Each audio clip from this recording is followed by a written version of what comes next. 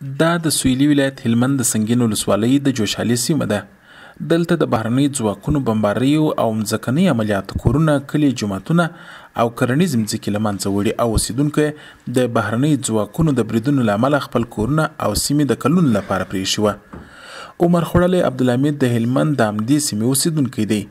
نوموړي وایي د امریکایي ځواکونو په بمبار کې د 2 ځوانو زامنو په ګډون د کورنۍ 14 غړي له لاس ورکړي او کور یې هم په بشپړه توګه ویجاړ شوی دی.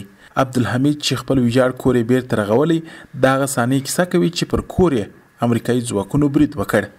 د سهار 6 بجې په او کمې وې چې دغه بمبار راباندې وشو چې دغه شهیدان 14 کسه مؤمنان شهیدان شول. یوه مې ورور شهید شو، 2 زامن بیا تنها شهیدان شول.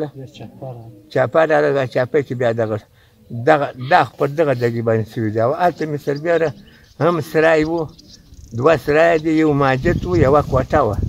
هغه بیا دغه په راوګرځاوه، دغه په راوګرځاوه، په هغه یې والګرځاوه. سعدالله او محمد طاهر د همدې کلي 2 نور اوسیدونکي دي چې د ژوند زیاته برخه یې د جګړو له امله په نورو سیمو کې تېره سوې ده. دوی وایي د بهرنیو ځواکونو هوایي بریدونه په داسې ډول ترسره کېدل چې د ملکي خلکو د زیان محاسبه پکښې نه کېدله. د امریکایانو دلته جنګ وسو، امریکایانو 3 دانې په ما اندازه پر سرای وغورځول. ډېر کلونه جنګ و، اوس د دې سرای ډېر وخت کېږي.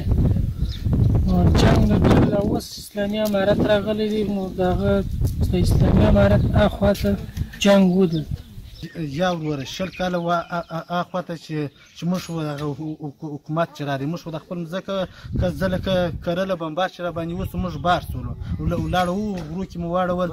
په معلومه کې 14 کاله یا 15 کاله مو تېر کړه. دلته اوس جګړې پای ته رسېدلي، خو په سیمه کې د بهرنۍ ځواکونو د عملیاتو پراخې ملکي ویجاړۍ لا هم پر ځای پاتې دي.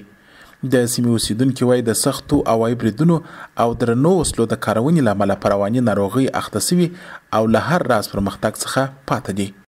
په شپو به ډوډۍ نه خوړل، دغه د لاسه د ترپي و، د ټکان، خو بخاري نو بدې خوارۍ کوم. هغه لکه سوه هغه داسې خبرې چې هغه خو اوس په یاد شو، هغه په یاد کړو، په هېڅ صورت پر ځان باندې نه راولو. هندګور افغانستان چې راکوي هم پر ځان باندې نه راولو. هغه وخت موږ دغه سیمې ته پر لاره ګڼ نور کورونه او سیمې هم ولیدلې چې په جګړو کې په بشپړه توګه ویجاړې سوي او خلک ورڅخه کډه سوي دي.